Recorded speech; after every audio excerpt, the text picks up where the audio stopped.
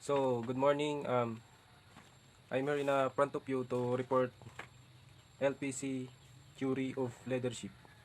So, the content of my report is background and history, how does it work, how you to use the PLC scale, path goal, theory of leadership, Birom decision tree approach to leadership, and leader-member exchange model. So, LPC theory of leadership refers to the model central variable, a measurement of leader regards for his or her less prepared coworker. Each work group leader study fills out LPC questionnaire, assess the leadership style and orientation. So leadership theory of leadership, LPC theory of leadership, um, a management heuristic known as a least prepared coworker scale or LPC. Categorize persons' leadership styles and task or relationship oriented. Second is scale makes use of subjective assessment of person regards their least favorite coworker. The scale approach promote the idea that is no one perfect or ideal leadership style because requirements vary depending on context and circumstances. So how does it work? How to use the least for favored coworker scale.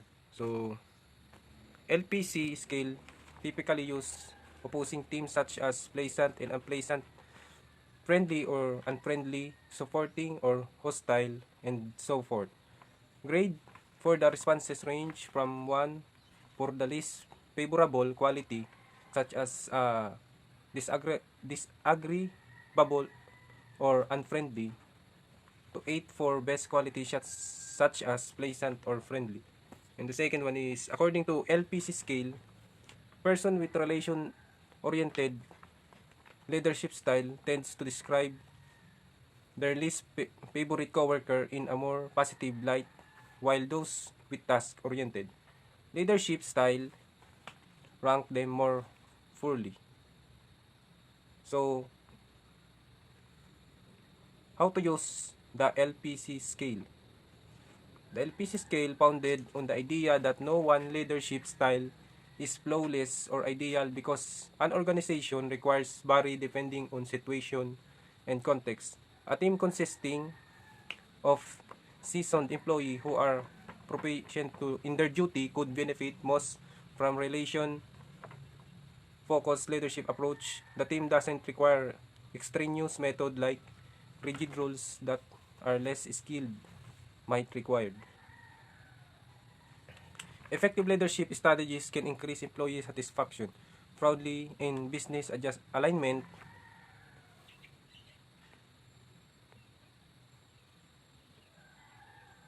so the LPC theory of leadership is an important as highlight the significance of leader situation interaction. By considering leader less prepared coworker in the situational favorability, the theory guides leader to tailor their approach.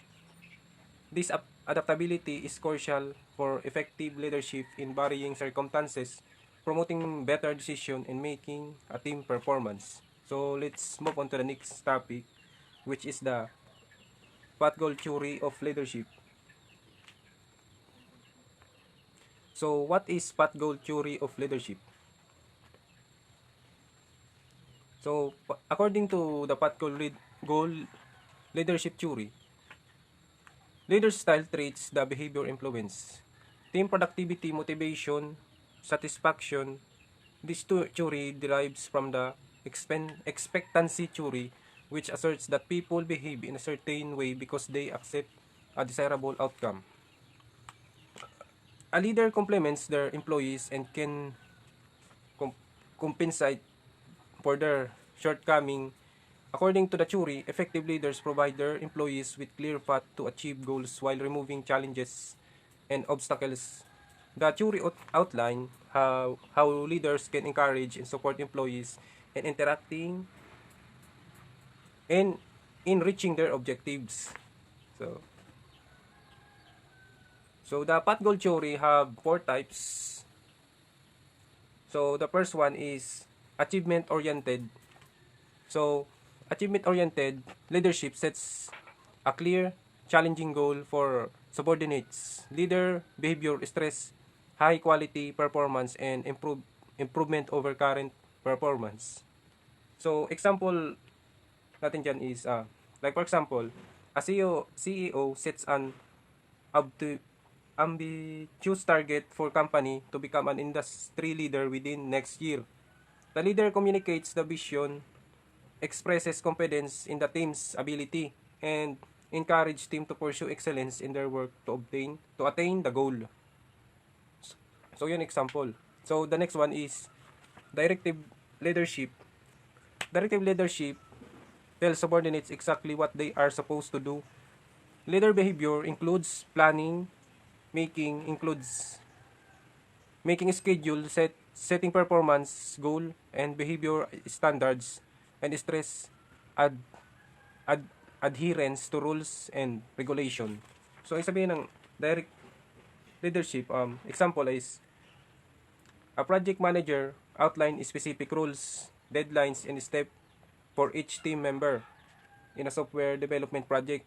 By providing clear instruction, the manager reduces ambiguity,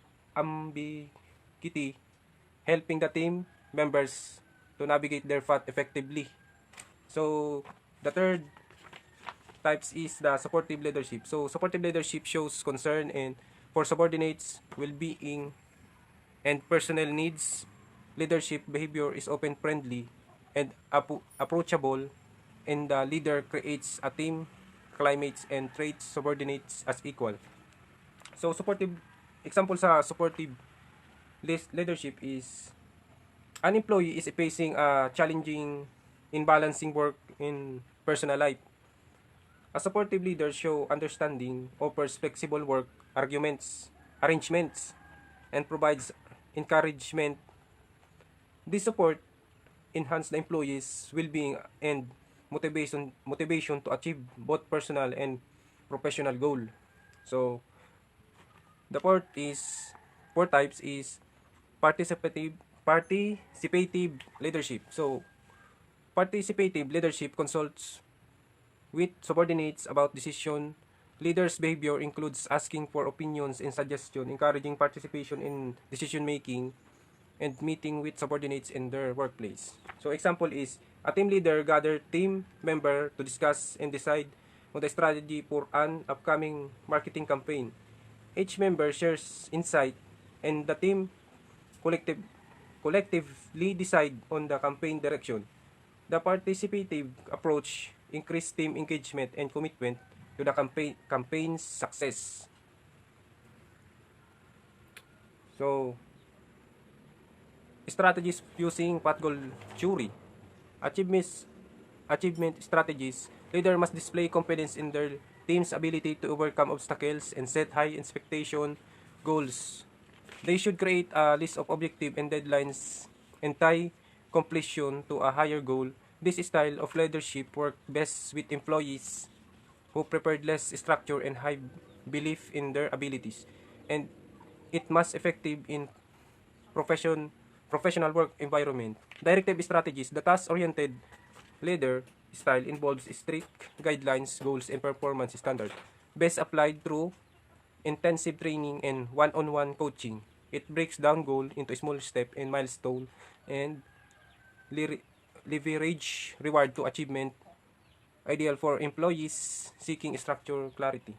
Supportive strategies is style involve genuine concern for employees' need and helping them achieve goals, particularly in changing situation, and foster a warm, friendly environment, fostering empathetic and motivating leader, fostering cohesive culture and safe work environment. So, participative strategies. Employee participation in goal setting, regular meeting, and feedback can enhance business strategies, improve process, and achieve objective by fostering collaboration. So, the So they have two situational contingency. The path-goal theory suggests two situational contingencies. First is the personal characteristic of group members. So, personal characteristics of followers include such as factor as ability, skill needs, and motivation. So, sabihin ng personal characteristics group member is this aspect recognize that individual within the group may have diverse needs, skill, and preference. Leader must consider the unique qualities of their team member to choose a leadership style that aligns with and support their individual characteristics. So the second one is work environment. So work environment contingencies include the degree of task structure and nature of the formal authority and the work group itself.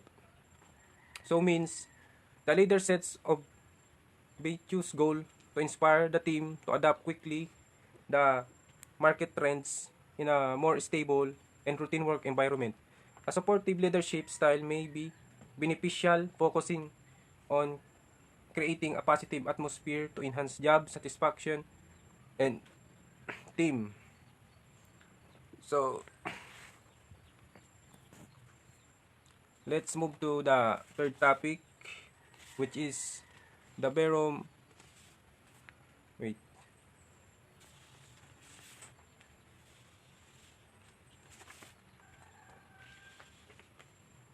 The barom Newton Jugo decision making, or the barom.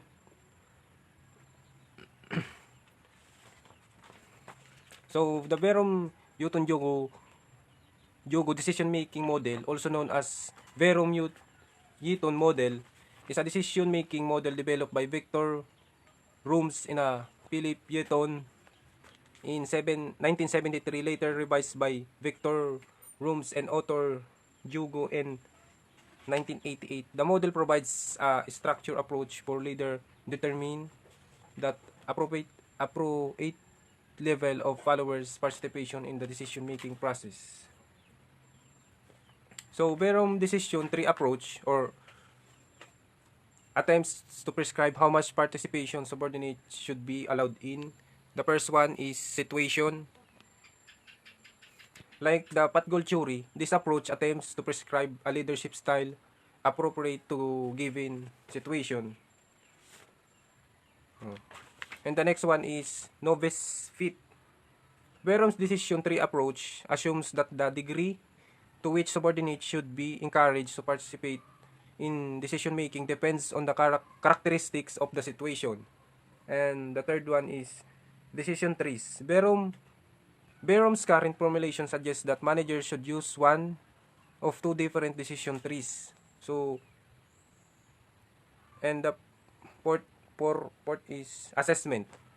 This assessment involves determining whether the given factor is high or low for the decision that is to be made. So, the last is decision tree again. So, same lang sila ng pero may S. Decision making tree is to be used when the manager is primarily interested in making the fastest possible decision, and other is to be used when the time is less critical and the manager wishes to help subordinates improve development. So yun, 20 minutes. So, Verum's decision tree approach have five decision style. Wait. So, number one is decide. It is in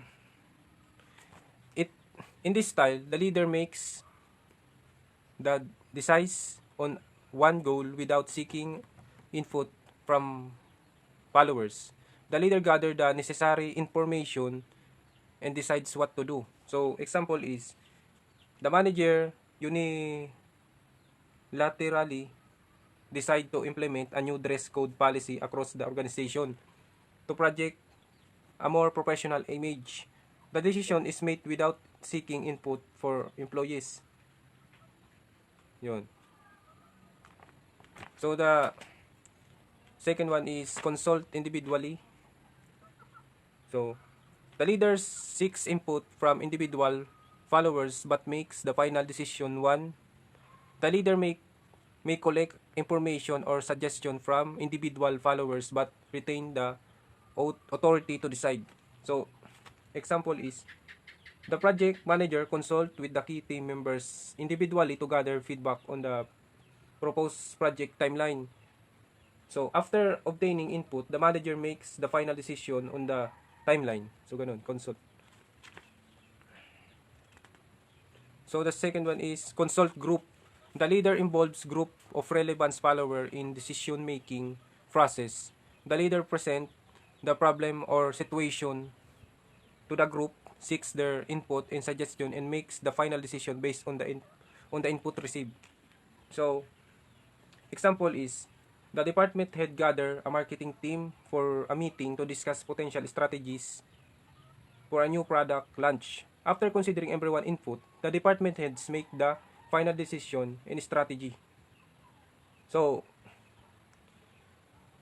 leaders consulting a group of individual and considering their input before making a final decision. The decision, however, it's ultimately made by the leader. So the the fourth is facilitate. The leader shares the problem with the group and acts as facilitant, or the leader encourage open decision on facilities and facilitates the exchange of idea and helps the group reach a decision through consensus. So example is, the team leader facilitates a workshop where team member collectively brainstorm ideas for process improvement. The leader guides the decision but lets the team decide on the most valuable solution. So, facilitate or consultative to focus in facilitating group decision where the leader guides the process but allow the group to reach consensus. The decision is more collaborative in nature. So, the last is delegates. The leader delegates the decision-making authority to a follower or a group of followers. The leader provides necessary information and guidelines, but decision-making power rests with the delegates individual. Delegates or delegative. Example, the manager delegates the responsibility of choosing software for a new project to the team member, giving them the authority to research, evaluate option, and make the final decision. So, delegative leadership involves giving individuals or team the autonomy to make decisions within their areas of responsibility. In this case, the manager empower the team member to make decision related to the software selection. So, let's go to the fourth topic, which is the leader-member exchange model. Leader-member exchange model stress the importance of variable relationship between supervisor and their subordinates. So, leader-member exchange model, or LMX model, is the leadership theory that focuses on the unique relationship leaders from with each of their subordinates. It suggests that leader develop distinct exchange of relationship with the different group members, leading in a group and out-group. High-quality exchange often result better communication, trust, and manual support between leaders and members, ultimately influencing job satisfaction and performance. So, yan po ang model niya. Leader, tapos yan mga subordinates, part na yun. So, the leader-member exchange model, they have two, which is the in-group. The model suggests, pag sinabi tang in-group, is the model suggests that supervisor establish a special relationship with a small number of trusted subordinates, refers to as the in-group. So, ang in-group is, the in-group consists of individual who have a close and high-quality relationship with the leader. Member of okay. So, sabihin natin in group o so, sa out group, subordinates who are not part of this who are not part of this group and they receive less of supervisor time and attention. So, pag ginawa mo to, explain ko itong dalawa. So, in group and out group, the in group consists of individuals who have close and high quality relationship with the leader.